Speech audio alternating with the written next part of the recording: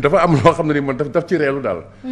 ba Pastef ci ñoo xam ne doon woote anti système. un an après l'exercice du pouvoir première année wu anti système ñu doon xool des réformes majeures radicales. loo xam ne dafay cohérent ak li nga xamante ne moom la Ousmane Sonko doon wax ci fukki at. vraiment xam nga boo xoolee fi ñu leen doon xaaree ci bilan ci ay contre-feu la ñu gis li ma mën a jàppee ay contre-feu. comme bi ñu faloo ba tey ay contre-feu la ñu nekk. falu nañ gone ne leen ay waay ana projet ba Ousmane Sonko taxaw ca Grand Théâtre ba boo symbolique du lieu Grand Théâtre nag moom lu bëri li ñu fay def théâtre la mën a xeetoog. mu ne leen projet bi waaw bu ñu eggee septembre di ngeen ko gis. ñu egg septembre mu andi coowal Cour des comptes be ne dettu Sénégal bi dañ ko ndëbbu bor bi maanaam. mais loolu ba tey amuñ ci benn firnde yaa xayti mu laan te bi mu ko waxee ñu bëri ñu am xam-xam ci wàllu woowee seen xel màcc ci loolee ñoom jàpp nañ ne loolu dina jafe lool ñu xam nan la mën demee mais ba tey nii Asma Khadija li coow li di bëri yëpp gisaguñu kenn koo xam ne jàpp nañ la ci gisaguñ ñu teg ci table bu wex ñu wér ba FMI sax bi ñu doon yaakaar bi mu ñëwee moom dafay laaj ay preuve ba tey kon xam nga moo tax ma yëfi théâtre rek la mu doon finalement ci man jusque nag ma am ay preuve parce que encore une fois comme xëy na ñoo yor état ñu xam lu ñu xamul mais ba tey dara leeru ci après ñu andi lan coowal affaire Covid bii mais dërëmu Sénégal bu gën a xët ko sàcc yoon dafa war a def ci yow lu war mais nag bu ñu waxantee dëgg Asma li ñu sàcc ñun ci alal dafa ëpp ci ay 6 milliards man du ma défendre régime Macky Sall corruption dafa bokk ci ay talons d'Achille am corruption dafa bokk lu tardé suñu réew mi depuis 1960 ba tey kon boo naan anti système ngay xeex ger man li ma leen njëkk a xaar mooy yow ci tabbin bi ña ngay tabb parce que ñun dafa am lu tudd charte UEMOA ñu ratifié ko ñun en 2012 ñu transposé ko charte boobu xam nga lu mu wax pour ñu gën a xeex ger dañuy xool ñuy nommer il faut l'homme qu'il faut à la place qui sied mais bu fekkante ne nomination yi yaamal neex la mais visé wu efficacité ak efficience boo visé wul efficacité ak efficience pour man yow amoo souci pour préserver les deniers publics booy xeex ger pendant 10 ans Ousmane Sonko dafa doon joxoñ baaraamu tuuma ay nit comme Mame Boye Diao mais sàccum suuf si ci dëkk bi dafa tàkkarnaase njaam suuf su neex si dafa tàkkarnaase inspecteur impôt yi dañoo bëri ay suuf loo xam ne ni kenn xamul noo koy expliquer fan la ñu xëyal Sénégal wala ñu gontul ko ba ñoom li ñeen sedd ci nar wi dafa ëpp lool. mais nee nañu nag am nañu syndicat au sein de impôts et domaines yuy permettre justement casse droit yooyu pour ñu mën a jot ci. voilà justement 1960. ba année 2000 yi inspecteur impôts yi. bon man nag su ma ciy wax damay def ndànk quoi parce que encore une fois bon incriminé wu leen bien sûr xam nga la toute science est relative bien sûr toute vérité est relative. parce que xaalisu impôt moom a ngénte nag mais damay wax rek ci généralité parce que ay gor yiw ñoo fa nekk ñu baax ay borom xam-xam ñoo fa nekk mais du tey ay fait dañ koy wax 2008 dañuy doog a am syndicat ñoom lu xew 2008 am na benn kàngam bu bind ne 2006 la sàccum suuf si tàkkarnaase est-ce que du man du ma ko jàppee genre dañuy créer syndicat ñoom pour laaj seen wàll ci nar bi Ousmane Sonko jiite benn grève 2008 bi mu ko jiitee ba pare mu commencé paralyser système bi après nga gis ñoom ñu bëri ñu leen di sédd ci suuf si man question de fonds yooyu laa bëgg par exemple ñu ne par exemple jël nañ ay mesures mais lu ma gis mooy même ci local yi passé gis nga ñoo xam ne ñoo tur ci ay scandale suuf ñu battre campagne pour Pastef encore une fois mais rationalisation agence yi je crois que tribune ñëw na ci tey am na xaalis bu bëri boo xam ne mi ngi naaw ci agence yu bëri yi nii moom conflit de compétence ay chevauchement il faut la même chose pour man bu ñu ñëwee rek loolu dañ ci war a jublu ñu di économiser xaalis Sénégal bu bëree bëri mais surtout nag man dama jaaxle ci Sénégal te gëm naa ne peuple bu am fula lañ. waaw nee naa Thiel mag nag du ay nelawam. xëy na dañuy xaar bés rek. kii Ousmane Sonko la tudd mu wax leen lu ne ci pétrole bi ne moom ngeen jàpp ne dañoo mais pétrole boo xam ne jaay nañ ko te exploité guñ ko comme bu faloo xaalis boobu est-ce que duñ ko addi tey duñu am fula laaj ko xaalis boobu. non bi ñu taxawee la ñu gis na ni exploitation bi premier baril li ci lay door a génn donc ci nguuru Diomaye nekk opposition la waaw loolu la doon wax mais la réalité est tout autre parce que information Mame Mbaye Ndiaye bi ñu mujjee woon am mooy que premier baril yi nga xamante ni moom la exploitation bi joxe ci nguuru Bassirou Diomaye mi la Asma Khadija ñu voteel Ousmane Sonko ñu bëri dañoo jàpp ne Sénégal dafa am pétrole ñu jaay ko te pétrole bi yaa may dégg que kii wagul sax ballagul sax léegi loolu mu ñu waxoon ñooñu est-ce que duñu dem laaj ko Ousmane ana pétrole bi ñu jaayoon foofu laay waxee ak yow Asma donc xam nga lu may bañ lii nii affaire Covid bi dañ ko fi gisoon daaw yaa may dégg gis que ci Abdou Diouf mu andi CREI bi mu ci toppee ay ñaari rek ñu teg ko ci suuf nga xam ne règlement de compte politique la woon rek ñu gis ko ci Ablaye Wade Idrissa Seck annoncé en grande pompe ay audit après ñooñu ñu doon wax ñoo nekk ci conseil des ministres PDS ak seen comité directeur ñu gis ko ci Macky Sall yaa may dégg gis que loolu laay bañ mu amaat encore très bien moo tax dañoo war a am rigueur léegi moo tax nag ma ne et surtout la question de la transhumance politique Asma oui mooy ñi nga xam ne ñu naan wëlbatiku dambul ni ko jaan ñoom daal nguur gu ñu ànd ak ba mu daanoo ñu dem feneen ma koy gis ci Pastef tey ñàkk jom boobu ñu dem ba koy assumer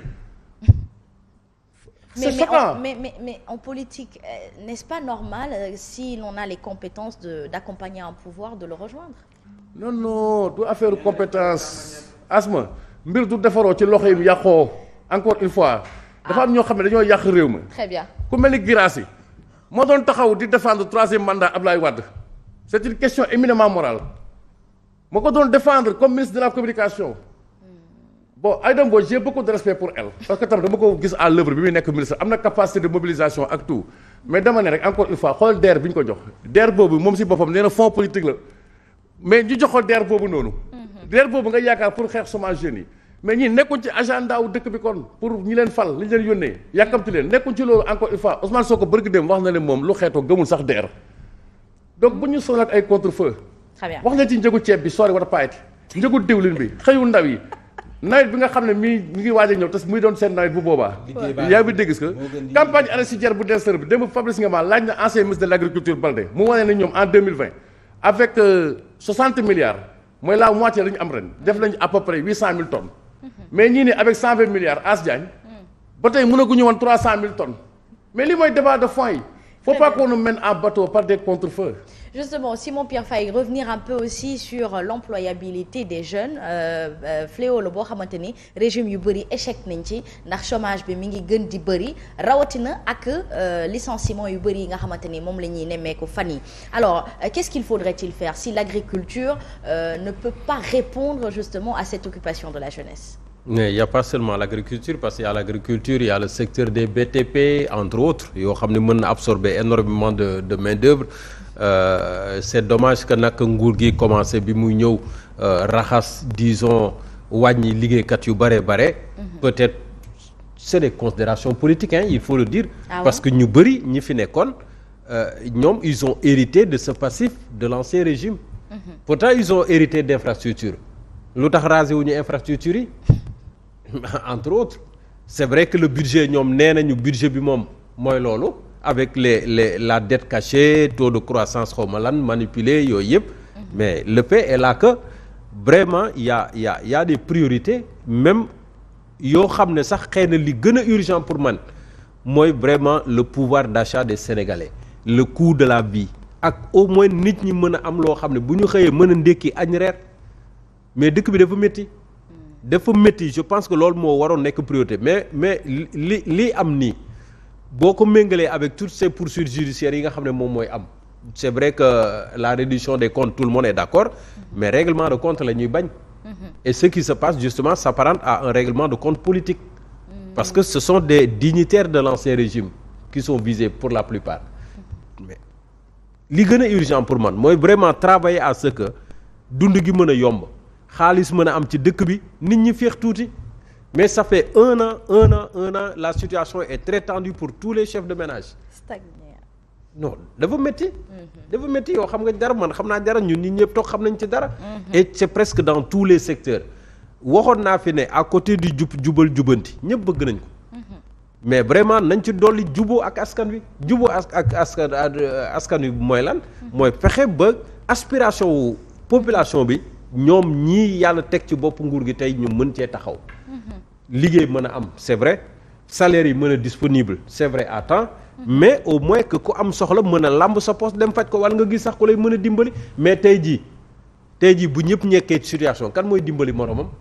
et le pays est tendu c'est tellement tendu que ñu bëri sax ñu ngi commencer inquiété wu ci tabaski bii nga xam ne mi ngi ñëw les gens se posent déjà des questions parce que dund nañu Korité dund nañu feetu Pâques bi léegi nag mu des nag tabaski bi nga xam ne moom mooy taxaw xar bu amee est-ce que njëgu xar dina am est-ce que njëgu xar sum dina am est-ce que njëgu buum dina am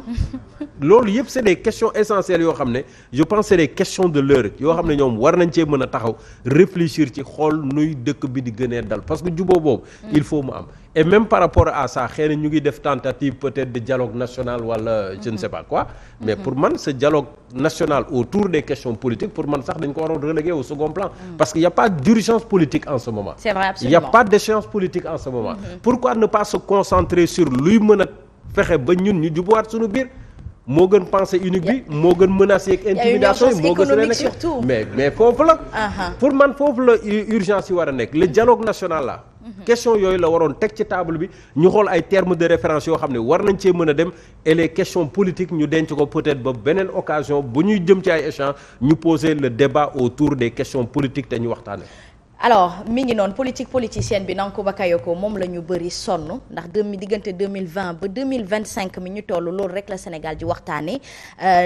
ndaw ñi nee nañ dañ bëgg xëy waaye am na ay agence yoo xamante ni pare nañ pour am ay partenaires pour ñëw fii créer industrialisation dooleel xëyu ndaw ñi bu ko defee chômage bi jugee fii mais il y a des dossiers qui stagnent au niveau de la PIX alors qu'est-ce qu'il faudrait l'urgence est-ce que l'actuel pouvoir est au courant d'où elle se situe